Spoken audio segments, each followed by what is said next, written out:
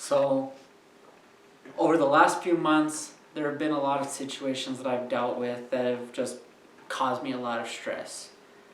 And I feel like there's no better way to sort of break down everything than this right now.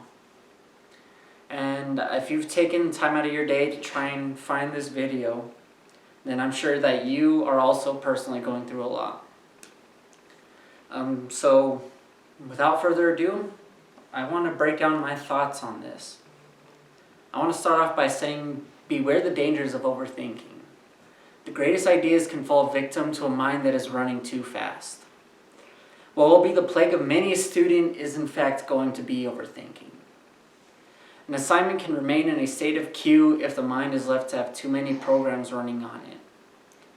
A student may be left with no solution and left with nothing to speak of as a result.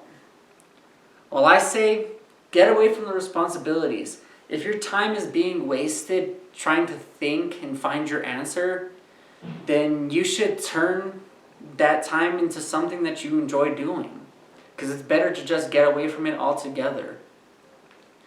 It's important to relax when your mind has run dry.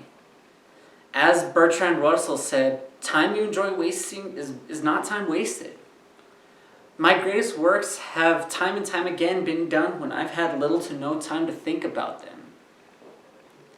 In fact, a millennia ago, I was given an assignment that I was so worn out and had become such a big cause of stress that I was stumped.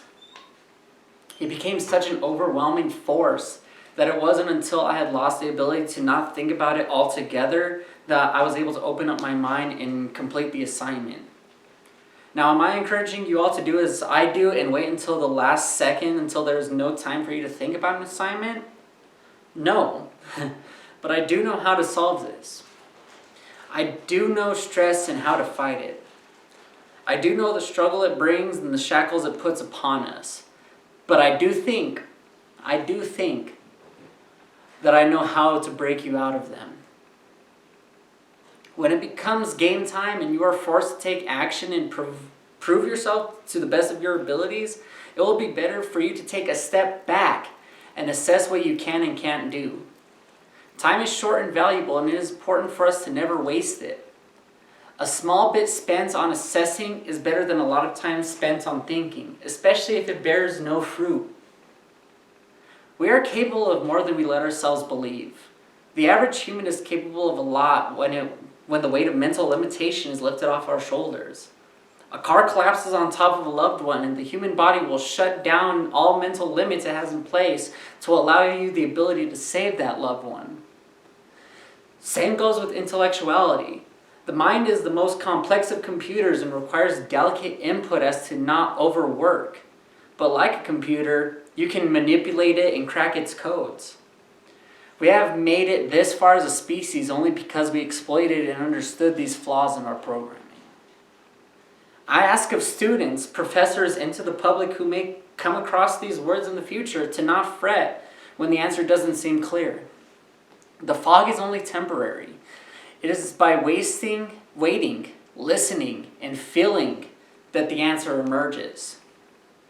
Seldom do things not happen by accident. Why do we think that is? We learn only in the aftermath of mistakes. Our minds know not how to make the right call, but to make the wrong call and learn in the aftermath why to never do that again.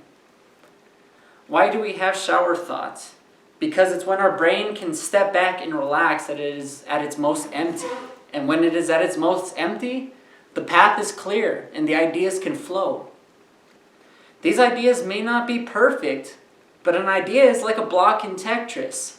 You make the right move and place it in the right spot, and suddenly you've completed the task. It's important to not get overwhelmed. The human brain is a finite instrument, so we mustn't fret when it doesn't seem to work properly. Stress is only temporary. It is just a false barrier. Step back and open your mind, and you'll find a fertile valley of happiness on the other side.